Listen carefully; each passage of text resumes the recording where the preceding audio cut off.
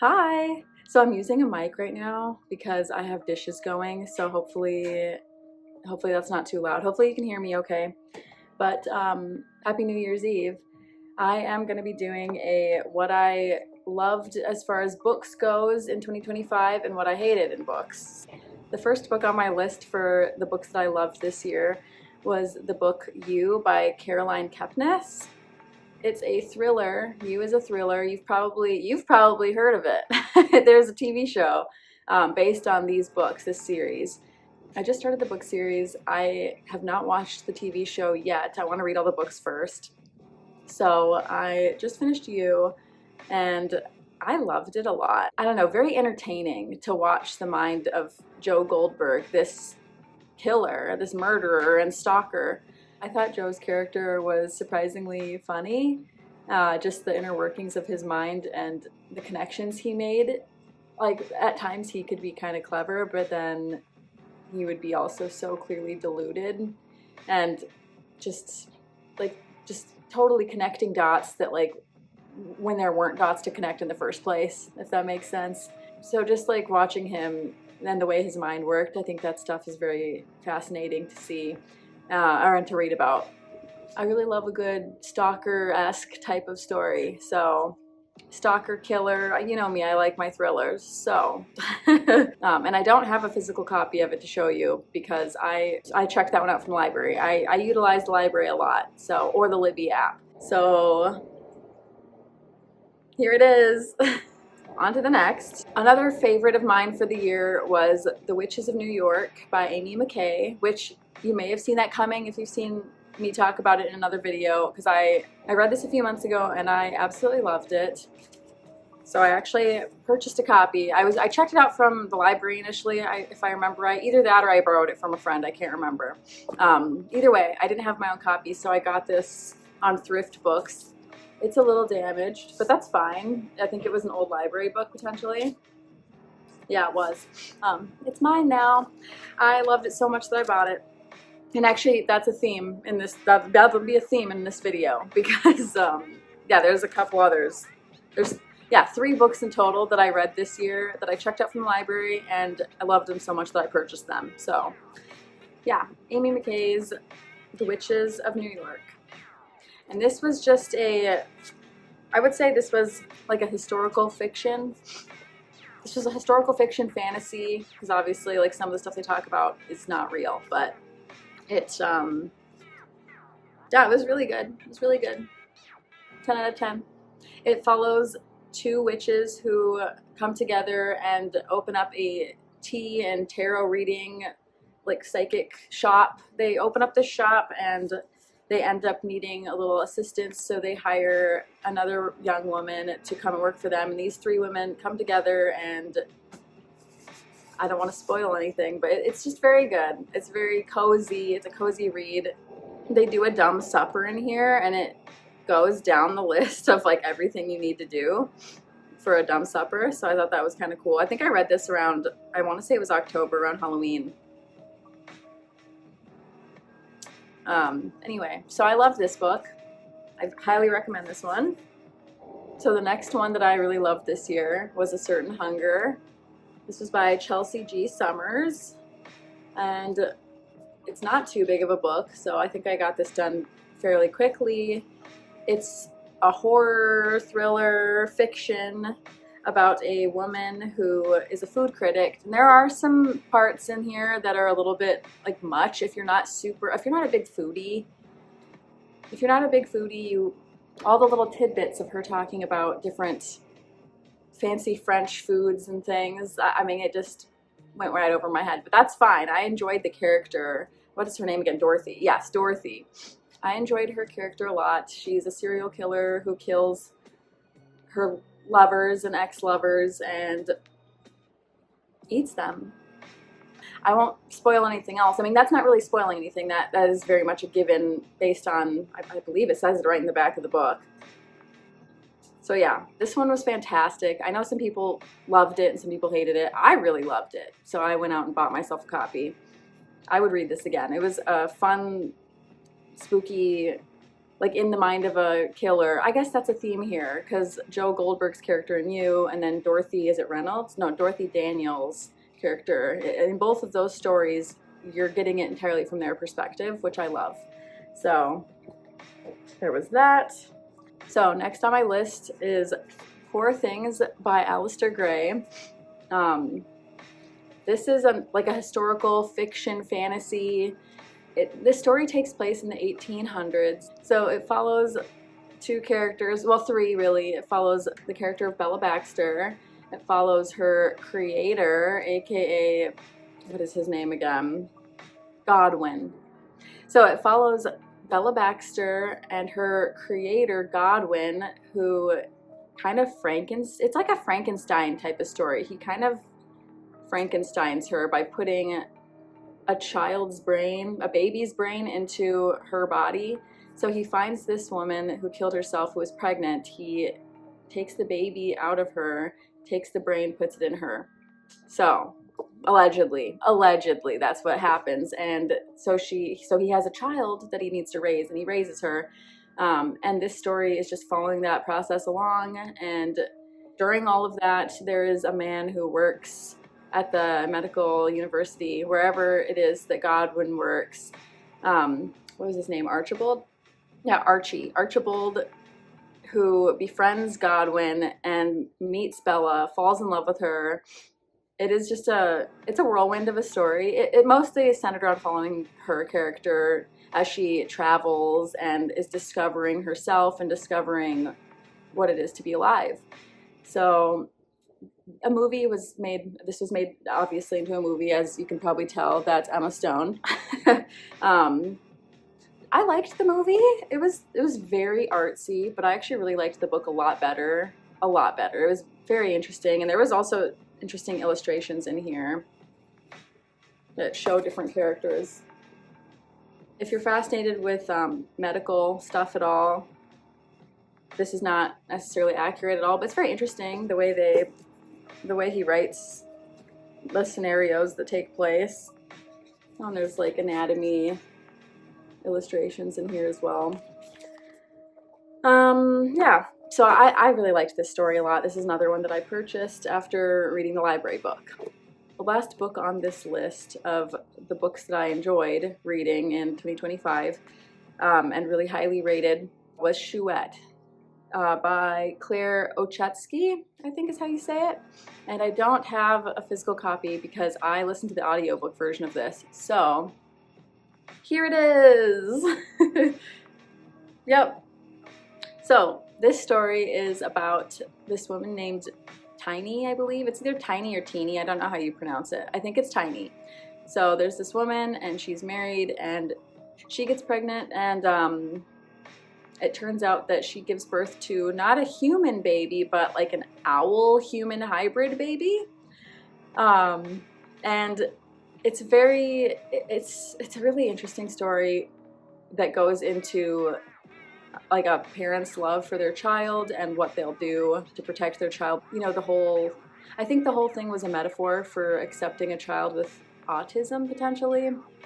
Hard to say for sure, but that was, we read this one in book club, and that was kind of something we had pondered on, if that was a metaphor for either a disabled child or a child with some sort of a learning disability or autism, something along those lines where they aren't necessarily going to be accepted by everyone in public, you know, in the general public. Yeah, it follows along like their story of Tiny trying to raise this owl baby, her husband kind of being in denial about the fact that it's an owl baby.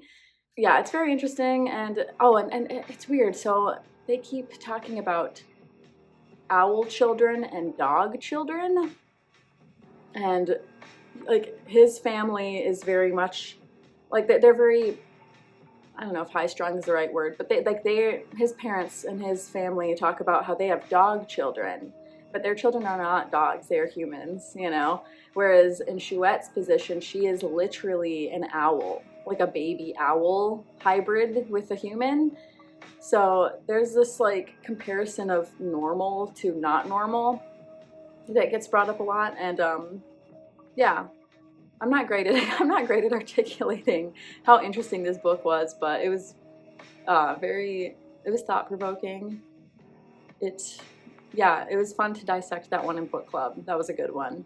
So yeah, Chouette was, I think I rated that a 5 out of 5 in our book club. So yeah, that one I really loved too, and I'm planning on getting a physical copy of that at some point.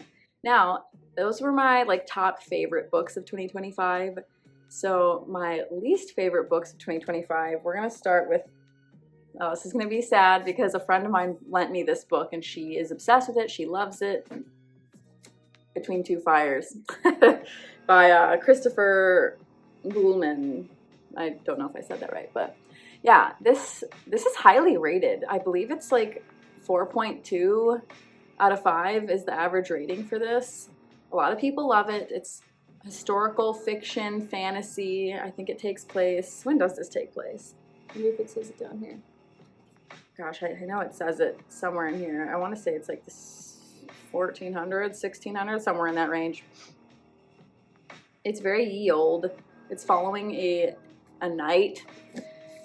I can't fully give this book a review because I didn't finish it. There was just, so it follows this young girl who is like maybe a saint, like she's very holy and spiritual, and her connection with God is very strong, and with the angels, and I'm trying to remember because it's been a while since I tried reading this. I think she sees angels. So I actually was getting some like Joan of Arc vibes from her, which at first I was like, oh, she seems like a cool character, this young girl who's like seeing angels. And yeah, I thought it would be really cool, like following her story. But she ends up with this man who like protects her initially from being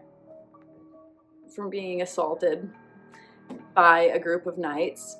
Yeah, it's very vulgar. It really is a vulgar story, and that is a theme that comes up a lot. And she is, I want to say she's like 14. She's very young, and there's like always groups of men, like there's always old men that are like interested in like trying to, yeah, it's not good.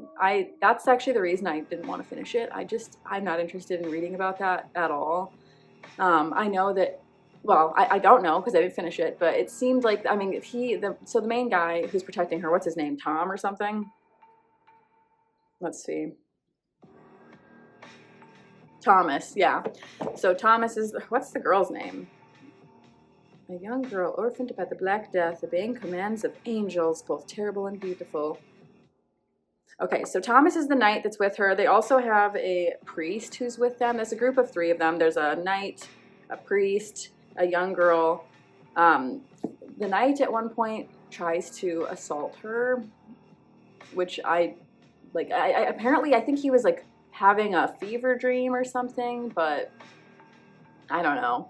It was just very unbelievable too, because he like snaps out of it, and she's like, oh my gosh, I thought you were gonna hurt me, but you didn't. Oh, I'm so proud of you for overcoming your demons. And oops, sorry, I talk with my hands a lot. But basically, so her reaction was very unbelievable. There's no way a young girl who's being like shepherded or whatever by these 2 men, one of them tries to attack her, there's no way her reaction would be, oh, like, I'm proud of you for not attacking me and not assaying me, not assaulting me in the middle of the night. I'm so glad that you didn't do that. I'm proud of you. Like, you are so strong for overcoming your demons, and, you know, your willpower is, like, I was just like, what? There's no way that would have been any person's reaction to someone trying to hurt them like that. So it was just too much. There was too much of that. There was too much. It was weird. I don't want to read about that, you know? Like, she is 14. This is not, I'm not, ugh. Like, it's gross. It's gross. And it's shocking the number of, I've read so many reviews. I have the Fable app, and I was reading so many reviews on this book. And it was alarming the number of people that didn't mention this at all, because it is a very central theme. I feel like it is like constantly a reoccurring theme in this story. I wonder how far I got. I want to say I got, I don't remember, and I don't have the bookmark in it, but like I think I got maybe a quarter of, maybe a third of the way through the book. That's being maybe generous. I don't know. So, but it was like, I think there had been 3 times at least where that kept being something that comes up, where she is like being coveted by men, by like grown men. And only, I think, if I remember right, only 2 reviews commented on this fact in Fable. And I'm not on Goodreads, but I wouldn't be surprised if it was the same reflected the same in the reviews. People loved the elements of this story that were very much following an actual like epic of a night. You know, it's like, apparently it's very like historically accurate in a lot of its depictions. And the way it's written, apparently, too. But, like, I just don't care about that. I don't care. Like, I don't want to read about this young girl being coveted by grown men. It's super gross. And, like, and it's just very unbelievable that she would have stayed with, I just don't understand. I don't know. So I stopped reading at that point, actually. I think that's literally, that scene is when I was like, I'm not reading this anymore. I don't want to finish this. This is weird. I'm not enjoying these. I don't like any of the characters. I only like the young girl, and she's becoming not believable. Like, as a person, she feels like, it feels like it was written by like a fucking weird man. I don't know. That's mean of me to say. I don't know if that's true, but someone, there's no way that would be someone's reaction. So anyway, I could ramble on about how silly that was, and but basically, yeah, I'm not gonna finish it. I didn't really like it at all. Yeah, I don't get it. So that was my did not finish. It made my do not finish list, and I'm not planning on reading that one. So what I did last year is I started in 2024. I read Tender is the Flesh. Who is that by? I wrote it down. Let's see. Tender is the Flesh by Augustina. I can't even read my handwriting. Augustina Visitor. Oh my gosh, I'm the worst. Hold on. This story I wasn't able to finish in 2024 because I listened to the audiobook of it, and it disturbed me how dehumanizing it was, which I think was the point. And that was before I was reading a lot more like extreme horror type of stories. So that was probably my first extreme horror. And I didn't like it so much at first. It was hard to read, and I had to stop. And I think because I was listening, it made it 10 times harder because it's, I don't know, it was just so much happening all at once, and it was like, I feel like it's one thing to like put the book down for a second and be like, holy shit, and like have it in your own internal dialogue voice, but like when it's a man narrating, I don't know why. It was a guy narrating it, and he was very cold in his narration, I feel like. And like, it was cold in its writing. Like, it was not very emotional. It was very just, I don't know. It was hard to read, or hard to listen to. So then I picked it up this year. I wanted to finish it, and I did read a physical copy, and that helped a lot. I was able to finish it that way. So I think listening to it just added another layer that I just couldn't stomach it. Like I felt physically ill listening to it last year, but I did finish that this year. It's not one of my like most hated books. I wouldn't say it's like a book I hate, but it was probably one of my least favorite reads, so that's why it's on this list. I just didn't really like it. I don't know, like I get the premise that humans in this world, humans are, I would say it's, I didn't mention it, it's like a fantasy horror fiction, and in this world, there's a virus, if I remember right, there's a virus that kills all of the cattle and most animals in general, if I remember right.